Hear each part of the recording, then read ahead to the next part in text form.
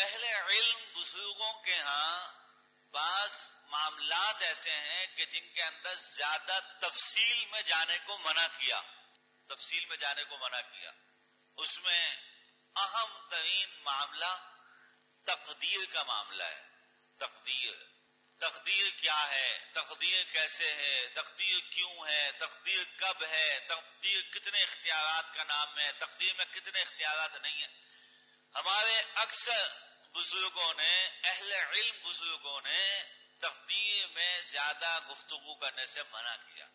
اسی تقدیر سے ملتا جلتا مسئلہ یہ بھی ہے، تقدیر ہی کی ایک شاخ ہے یہ کہ 15ویں شعبان کو اللہ رب العالمین فرشتوں کو انسانیت کے معاملات حوالے فرماتے ہیں.